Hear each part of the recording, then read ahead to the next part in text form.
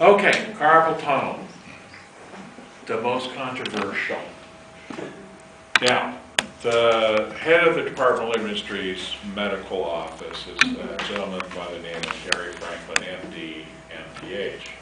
Dr. Franklin made his bones nationally in the 70s while a neurologist in Eugene, Oregon, showing that carpal tunnel developed in relatively young, healthy individuals, and published an article that was set off the whole work-relatedness of CTS. Now, when he published that, and then there was in the 80s, as you know, a lot of women came into the workplace, and dramatic increase in the presence of women in the workplace, and because anatomically women are more likely to get CTS, and then they were started off at highly repetitive work activities, food processing, etc. There was a big bubble of CTS, and there's caused this backlash and rejecting it. And then there was, of course, they had this horrible case in Denver where this call center, which just had a hotbed of CTS, because one, they treated them like crap, pardon my French, but they were horrible to the workers, so they didn't feel like they had any control. They were mostly women and doing highly repetitive hand activities. And then they had no way I can describe it as evil cabal of hand surgeons doing all these CTS releases, and no one got better because they didn't do very good case identification, because there was a lot of things that were driving the need to get surgery. So this became this kind of backlashing, and some of these well-regarded articles about complaining about CTS is not work-related came back, but we do know that it is fairly common and young, healthy people get it. And so when I see a case like that, and I have somebody that says, well, I don't work anymore, but 5 years ago I worked, I did this, and now I've started developing tingling and numbness in my hands. I go, you're not going to get your CTS allowed under the workers' compensation system. But versus some guy, I had this case where this gentleman worked 30 plus years as a faller in the timber industry, and all he did all day long was grip a 40-pound chainsaw, cutting down trees. And he had like a divot where his thenar muscle should be, because it let it go to the finally he just couldn't do it. And he came in and his nerve conduction was, they said, end stage CTS, meaning that the nerve was dead.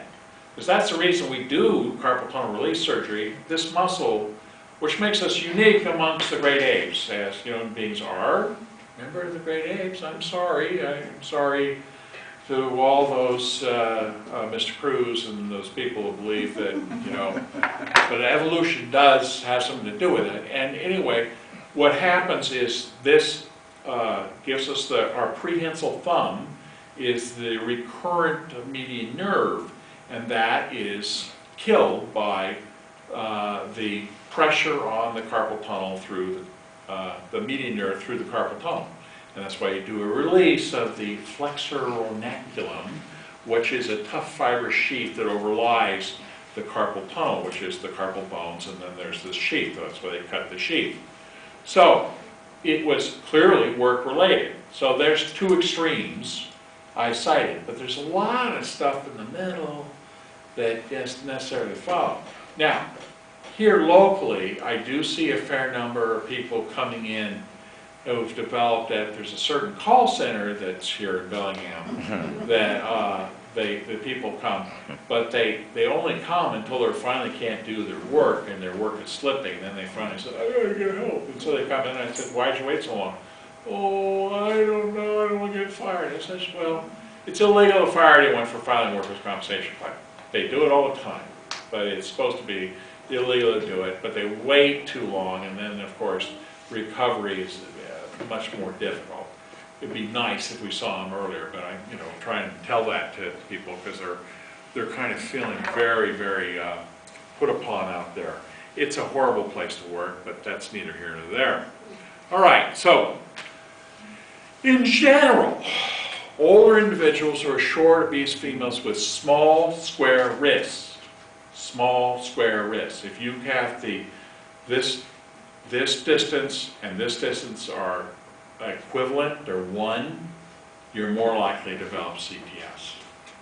That seems to be but you can have all this, but in the state of Washington, if you have a good story, your work is highly repetitive, you're working with vibratory tools, even if you meet that criteria, you're female, you're obese, you have small square wrists, but you can be predisposed to it.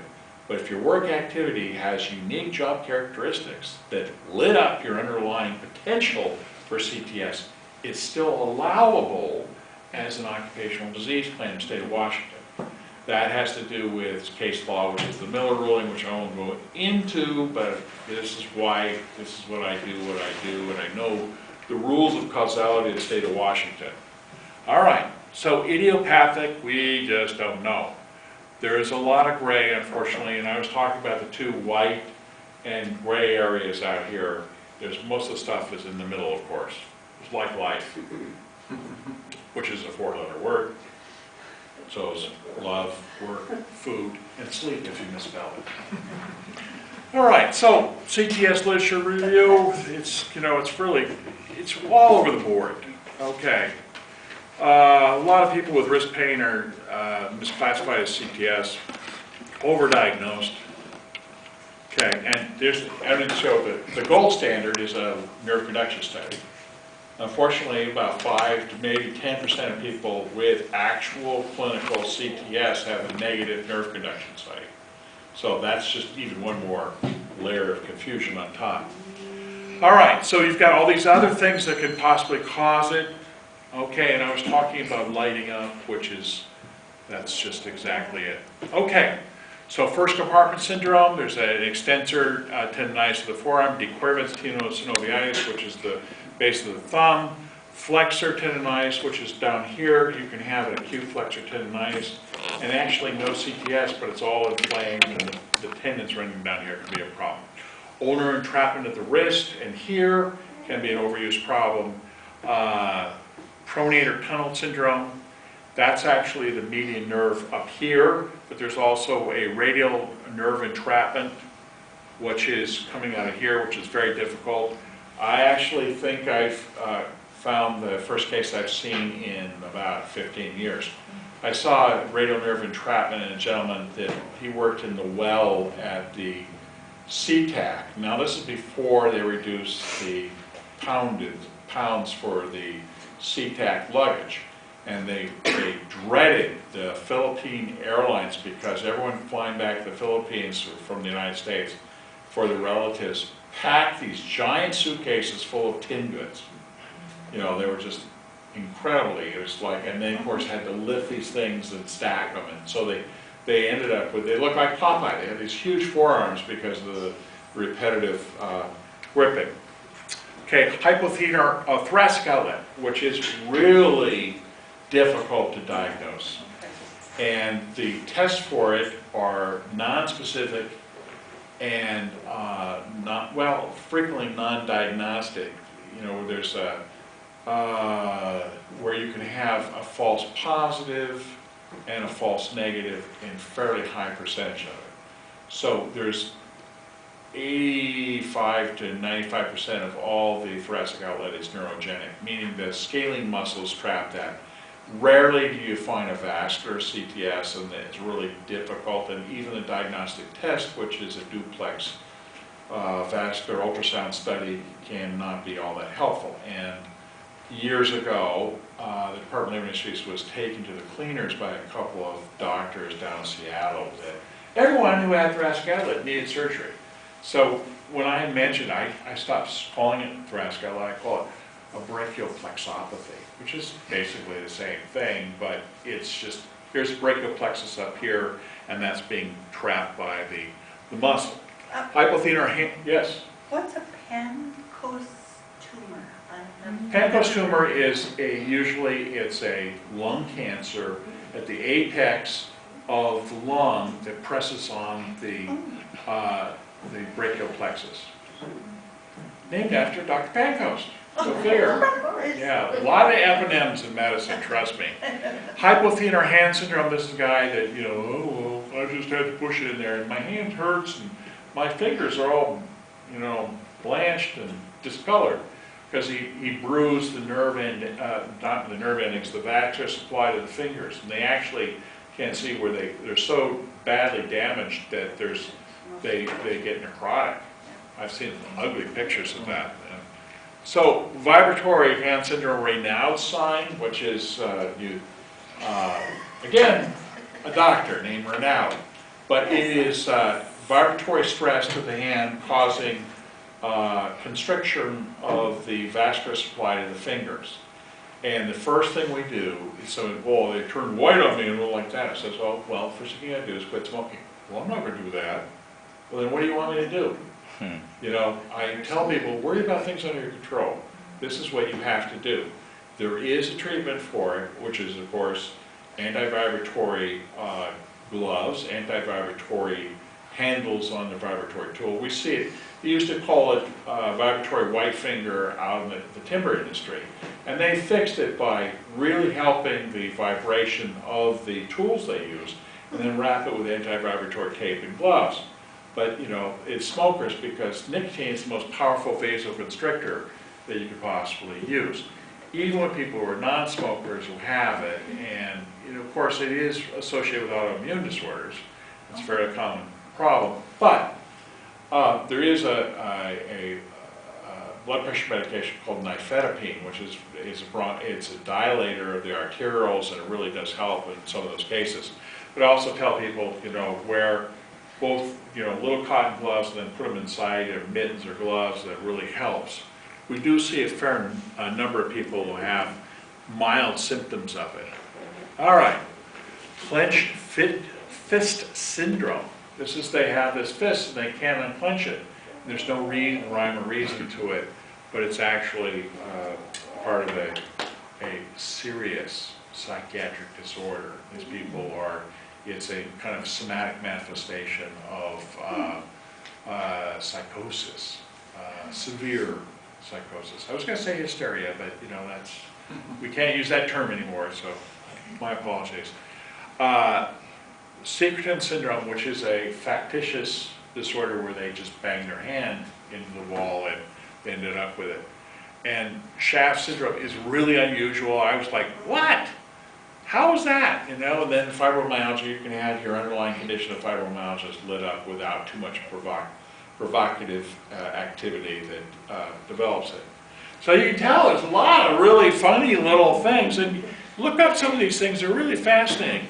Don't see them, I don't see them, but there's some. Okay, easiest injury to treat is one that never occurs. Okay, let's think on that. Posture, sleep hygiene, hydration, exercise, weight, nutrition, mental health. We do know that people who are angry and frustrated lower their natural endorphins in their bodies to the pain source. That's been well shown. They've done biologic studies on endorphins. They found that angry, frustrated people have lower endorphins. And I see it when I have a fair number of chronic, because few of us actually work with the workers' compensation patients that, you know, the surgeons are all done with them, they have 2 back operations, and what do you do? And so they go, so go see Smith. So I'm trying to sort this out, and I use a lot of psychological help. There's a multi-district chronic pain program I send people to. But I say one of the most important things you can do to help yourself, and this is really true on a lot of things, is come to a point of acceptance of your limitations, and that the only constant in life is change, okay? And I always remind them, you know, I used to cry because I had no shoes, and then I met the man with no feet. So it's really important for some of these people to work on their gratitude attitude. It's difficult sometimes, you know. I mean, I've had some people with just horrible stories, and I try and help them sort through this. And you know, there's this and this is something you can look up because it's fascinating. There's adverse childhood experiences, ACEs. Look it up.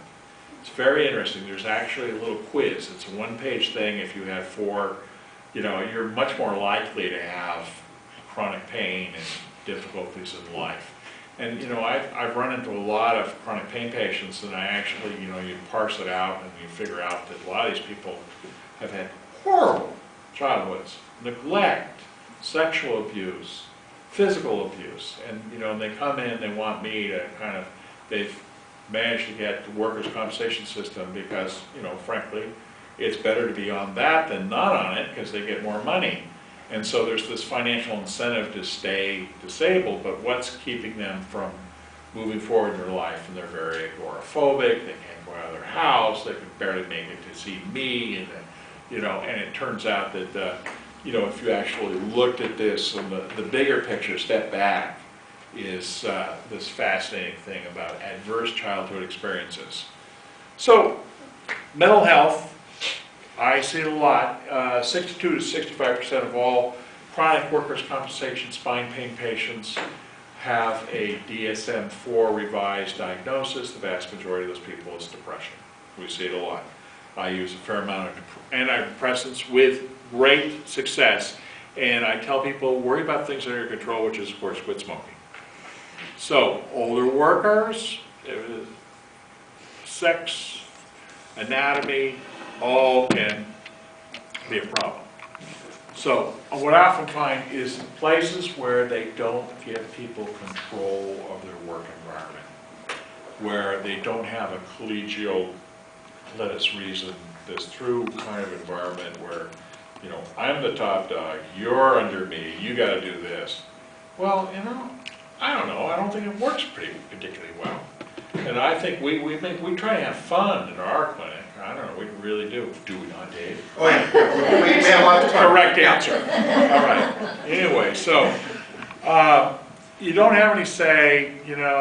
They're just more likely to file more workers' compensation claims. Although the best predictor of somebody filing a workers' compensation claim for back pain is a negative evaluation by that worker by their immediate supervisor in the last 6 months. And that was the Boeing study that came out with Dr. Bigos back in the early 80s. Okay?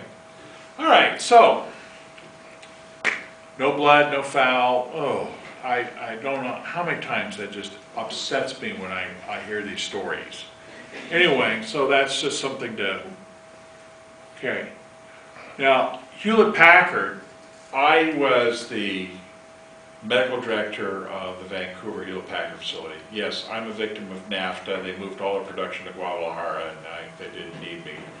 But it was really interesting because the managers really, they would stop and just ask and say, instead of saying, well, did you get your work done? They go, how's it going? How's life? How's kids? Family? And people appreciate that. We're human beings. We do like that. We like that little personal touch. Now, that person may be completely insincere, but it does have a positive effect. It's just like we know that when we touch somebody, when we're checking them in or doing something and having a little chat about this, and we're not rushed, we're saying, "You doing okay?" Or we're just saying, "Nice seeing you again," like that. Humans, we're tribal. A touch will help release our natural endorphins. And so it's something that I try and people go, God, oh, you're so touchy-feely, Dr. Smith. I just can't believe it. But this is something, and I give this talk presentation to companies, and I really try and stress that nuts and bolts, rotating shifts, it's important not to do the same thing over and over again. I had a gal years ago worked for Sharp Manufacturing, and Sharp makes these flat screens and a bunch of other things. They have a production facility, and she got so good at doing the quality control and checking at the piece of equipment. There's like 38 steps, and she got to it.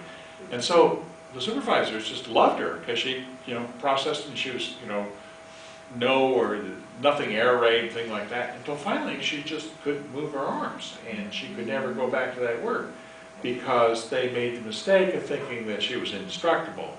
She wasn't. She was a human being, and she couldn't do that. She wanted, her mind said she could do it, but her body said, no way, I can't do it. And so just because somebody's really good at something, doesn't necessarily mean that somebody should be doing that. You have to break up the activities because they are at risk of developing a problem. All right. So, and what I try and get, so you avoid the green hand syndrome, start them off slowly. You know, okay, you're going to do this for 2 hours, and then we're going to move you over here. Eventually, you're going to be doing this a lot, but we're going to just slowly ramp up the activity level. I have this belief, you know, I have cases where someone has a shoulder injury, needs shoulder surgery. I tell the Department of Labor Industries, we'll get a modified duty job analysis signed off by the surgeon before the surgery. And if he says they can do this, if the surgery goes well, they should be able to start going back to work like 2 hours at a time with no hand activity in like 3 weeks after the surgery, as soon as they stop taking pain medication. And then we can get them back. If a person goes back to work and physically shows up, even though they're not doing anything to stress that, they actually will have quicker recovery. It's been shown again and again, study after study. All right, avoiding the green hand, temporary workers and prevention, we talked a little about that. And getting the right size job station. Physical stress, vibration, noise, fumes, smoke. Modifications, angle tools, we talked about that a little. And you can get an ergonomic consultation from LMI. We have a very good ergonomist here in town. His name is Mike Poulos, an occupational therapist, hand therapy at Bellingham. And he loves going out to job sites and looking at workstations. And so if you've got where you work and there's just too many people crowded in, I mean, people really need help with the cardiology clinic over here. They crammed them in when, you know, the only thing they don't do is bathe everyone in KY when they get in there because they're like just cramped in there. All right, so, but you can get somebody. Incentivize health. You know, you can't, a bad story, Associated Grocers years ago, with great fanfare, and Don James, the football coach, opened their health club right on the Associated Grocers warehouse site. Okay, they closed it within 2 years because they started getting people having twisted ankles or playing basketball or this, that, and the other thing, had injuries from going out at the health club. Well, if the company put the health club on the job site, any injuries that occur there are work-related. So, no, not a good idea. So now, you know, what I say, you know, hey, contribute some money towards somebody's, you know, but make sure they show, you know, don't pay, you know, half their dues if they're not showing up. Says you gotta go there 6 times a month, that's the way it is, otherwise we're not gonna stop paying it, and you gotta prove to us you went there. So, those are the kind of things that I just throw that out as a reasonable idea and a reasonable solution for that. Okay, safety lunches, talk about the experience rating so you can avoid problems. EAP, boy, I think that pays for itself in short order. I love facilities that say we are going to buy this. It's preventive health at its best. Okay, first aid, ice machine. Now, if people have a problem and you have the access to that, make sure that you understand that if you're taking this, you're taking it on your own volition. You don't have to do that because what if they had a kidney problem or what if they have bad GERD and you're saying, well, you have to take it. Well, you know, then all of a sudden you're responsible for their GI bleed. I don't think so. You don't want that to happen. Okay, stress your philosophy. Showing you care. It's amazing how many employers don't really give a rat's ass. And I've seen it again, again, again. All right, so that's the safety regulations, local Department of Labor and Industries. And my God, I've got a minute to spare. So, do we have any questions? Do you have any questions? Anyone? So, typically, these types of injuries are soft tissue type damage. Correct. Occasionally you can end up with, say, a calcium deposit in the shoulder would show up in an x-ray and they irritate that. But in general, it's tendons, it's bursa, it's nerve irritation, it's not involving the bones. So does it also happen at times where maybe there's trauma, that maybe a fracture or or something of some sort that may tend to lead into this type of injury later on? Well, there's always, you never say never, but you know, like somebody's who's jumping off a loading docks all the time and landing on his feet, yeah, you get potentially a stress fracture to his foot, you know, from that. So it could be, you know, involve the bones. In general, though, it's soft tissue. Okay, yes, ma'am. Do you find you're usually referring people out to get like physical therapy or to get surgery more often? Well, physical therapy is our first choice, and sometimes that's all you need.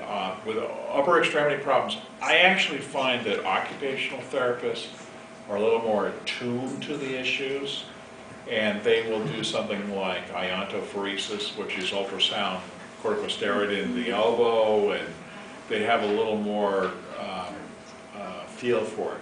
And that would be, you know, St. Joe's Outpatient Physical Therapy has an occupational therapist there. There's Mr. Poulos, which I referred to earlier. Then there's also Rebound with Lori Leibold. And Capstone does have an occupational therapist now. So we actually have 4 reasonably good OTs now in the county. I mean, before we didn't have much, so it was kind of an issue.